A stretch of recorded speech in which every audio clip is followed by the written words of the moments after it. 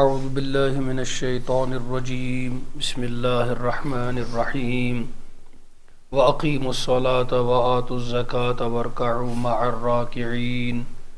أتأمرون الناس بالبر وتنسون أنفسكم وأنتم تتلون الكتاب أفلا تعقلون واستعينوا بالصبر والصلاة وإنها لكبيرة إلا على الخاشعين الذين يظنون أنهم ملاقو ربهم وأنهم إليه راجعون. يم آية كريم پرد گو اس پنچم رکو اختتام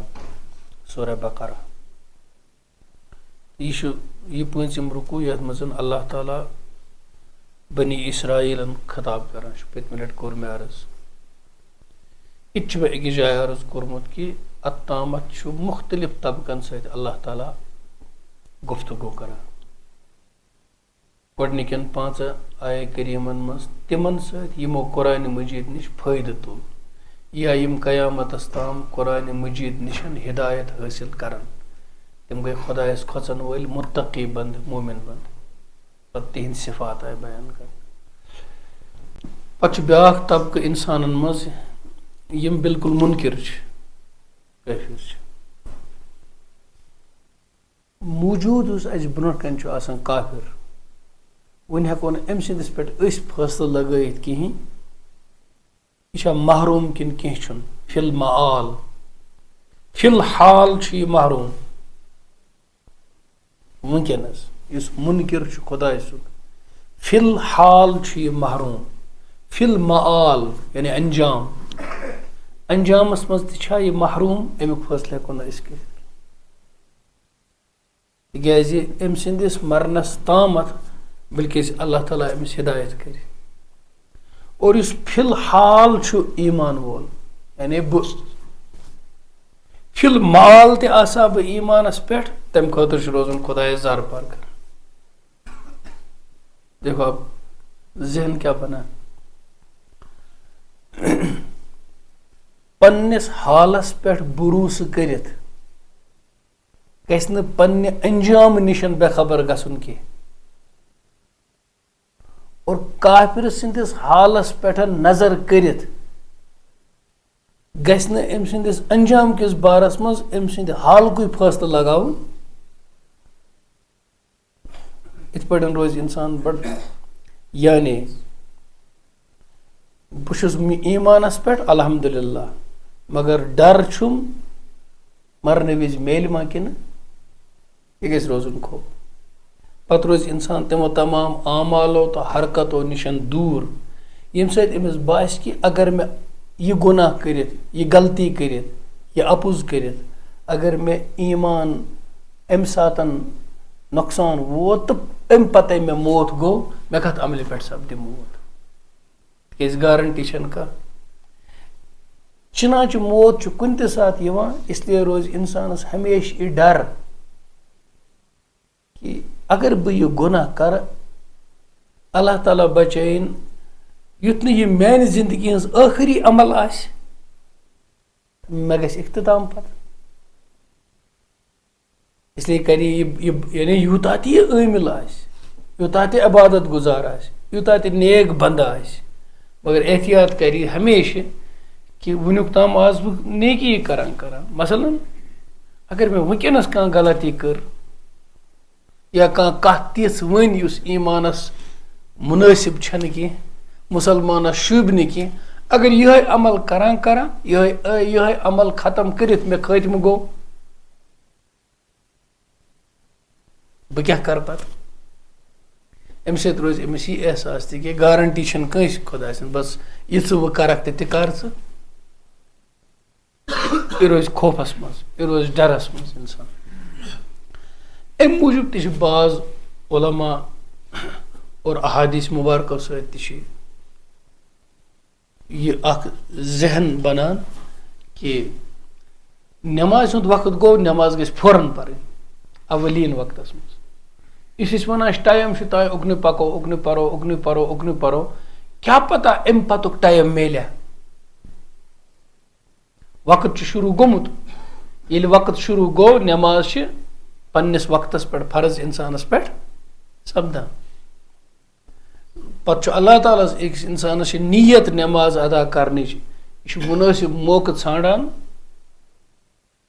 या मस्जिदन मज आज 1:30 बजे 1 बजे 2 बजे नमाज लेकिन शुरू गसान बाज़ औकात 12:30 दूने 1 नमाज 1 बजे ताम तैयारी करान परान अजन मस्जिदन मज 1:30 बजे अड़न मसाजिदन मज 2 बजे नमाज तम नमाज त्रावन वल मान की या तम ब्रोट अगर इंतकाल गो तो वनो तमो सन नमाज त्रयित तिकाज तिमन वक्त मुकर्रर तिमन नीयत नमाज अदा करने लेकिन बेहतर तो अफजल ये कि नमाज गई बिल्कुल अव्वल वक्तस मज अदा अव्वल वक्तस मज पत फुकाए किरामन मज इख्तलाफ बाज नमाजन कि अव्वल वक्त कुस वक्त छु और अव्वल वक्त पत कुस वक्त छु ज्यादा सवाब के एतबार लेकिन खैर ये हदीस पाक कि 3 चीजन गई जल्दी करें माइतस गस करें जनाजस जल्दी लड़की गए बालिग तस गस करें निकाह जल्दी और नमाज वक्त आव नमाज अदा करनस मज गस करें जल्दी टालन गस नमाज उकने उकने उकने उकने क्या पता इंसान या इथे पड़े नमाज पर इंसान ये समझ कि जन तह मीन आखिरी नमाज तेल किस करिए अदा गो हर अमल यम सात इंसान तवज्जुहस मज थाय कि यह मीन आखिरी अमल तेल रोज खतरस मज इंसान लकट खोत लकट गफलत तह मे गसन तथ मज गुस मे मोल गसन मुनाजात मकबूलस मज दुआ अगर मे सही याद मुनाजातस मज अदरवाइज बे कत दुआ कि अल्लाहुम्मा इन्नी अऊज़ु बिका मिन अन अमूत फी साअतिल गफला ए परवरदिगार बस से नजात मंगा कि बह मर तमि गर यथ मज बह गफिल आस गफलत च गर मज गोसस न बह मरुन चुनाच मोबाइल फोन सत आवर आसान ज्यादा तम सा अक्सर गसान खुदायस निश गफिल अगर तमिस कह गो अमिस क्या गो अचानक गोस क्या पे तो अमिस मोबाइल फोन अथस क्या अमुक बड़ यानी फजूलियातन मज रोजन की जरूरियात मजबूरी हंदिस हदस मज इंसान कुन जाए मशगूल लेकिन दिल तेल ते अटकित कस पन्निस अल्लाह ताला सत और कुन ते नाजायज काम मज अटकित कह अल्लाह ताला कर इंशाअल्लाह तवे सठा नामुनासिब तस्वीर आसान मोबाइल फोनस पे या वीडियो आसान एकदम यह जायज चीज मूजूब मोबाइल वुचान युथ चीज आव बुथ यह बाजार मोबाइल फोन अथस के बाजार अत दुधक दुकान तह शराबिक दुकान तह नेक इंसान दुध दुकान पे गसान उस घरे द्राव शराब चीन सह कोत गसान सोदे शराब दुकानस पे यमिस गर बचस दोप गस दुध अन तमिस पता ये लर मज शराब दुकान पता मे दुध अन्न गसन यह मोबाइल फोन ईजाद छन गलत कहें मगर अमिस वुन अमिस मे कत दुकानस पे आव अत कह बुर एकदम फिर ओंगजु सतन तो पन्निस दुकानस पे गो नत कर आलो अत मोबाइल फोनस पे तिथ एजेंट आसान दुकानस पे बिहित योर खोल कुरान मजीद होर लगा आलो यूरी गोड़ तो हेकू असल पे समझित अम नश बचन क्या पता युत मे आखिरी अमल यह बन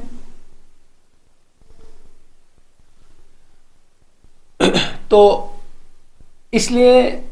बह वनकस ईमानस पे फिलहाल फिल माल तसा बह ये दुनिया मज ईमान पे तथ मज रोजन खुचित साहब सबन तह डर आसान तम वदा आसान कि मरन ब्रोट गोस न खुदा सब ईमान वापस नुन तो डर आसान और बाज उलमा लिखान कि यमिस ईमान वापस सत नुच फिक्र तमिस तदबीर कि हकदारन हंद हक गसन अदा कर इंसान नी ईमान सत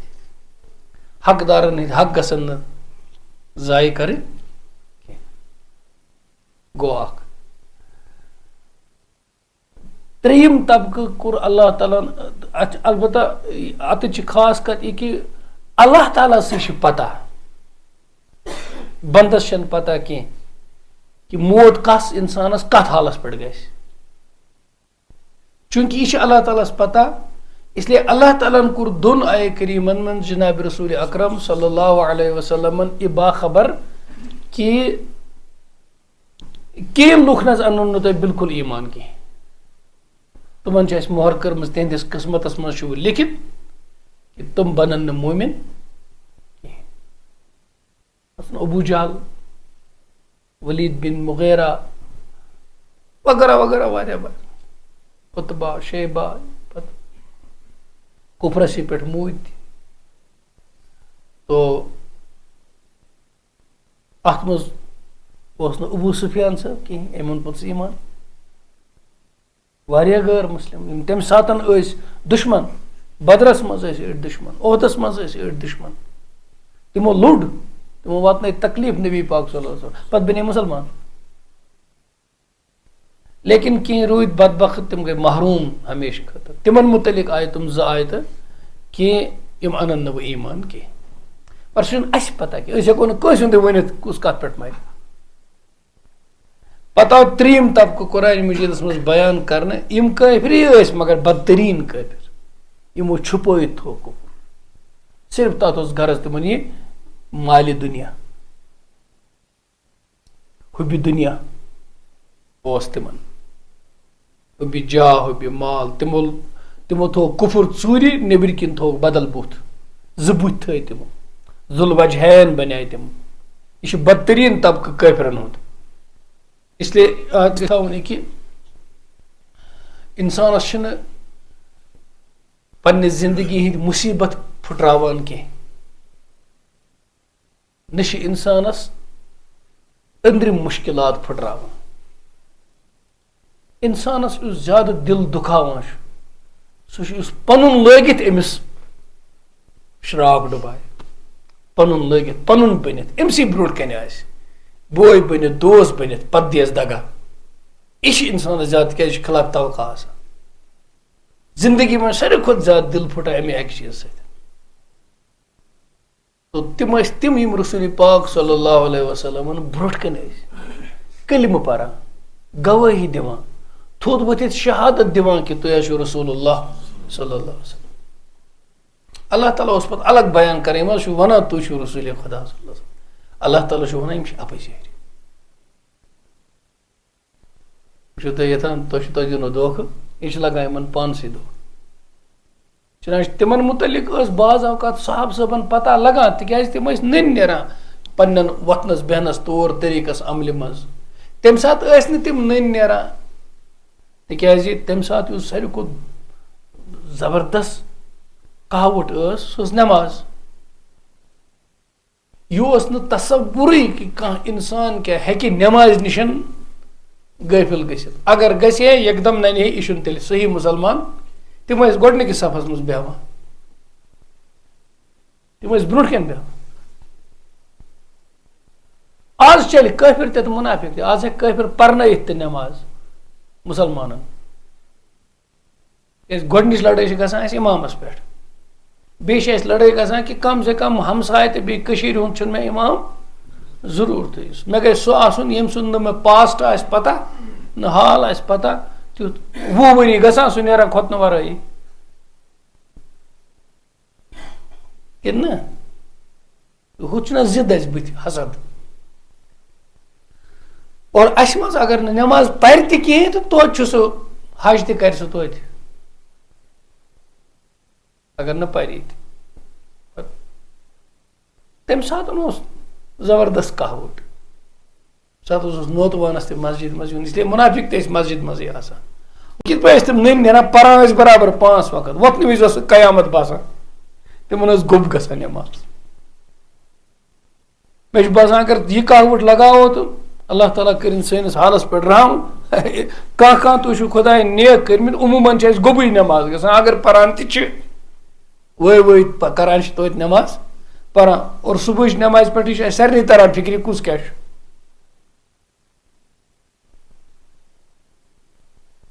सुबह नमाज मकल पेशनस बग वली खुदा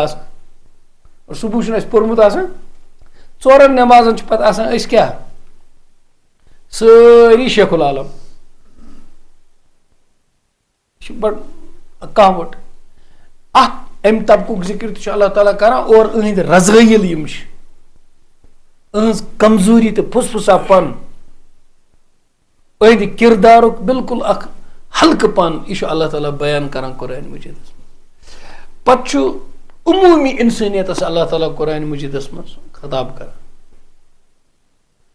सह खिताब कर पत अल्लाह ताला हजरत आदम अलैहिस्सलाम तखलीक बयान कर अम पत बनी इसराइलन दावत इस मे पत कुनत अर्ज कोर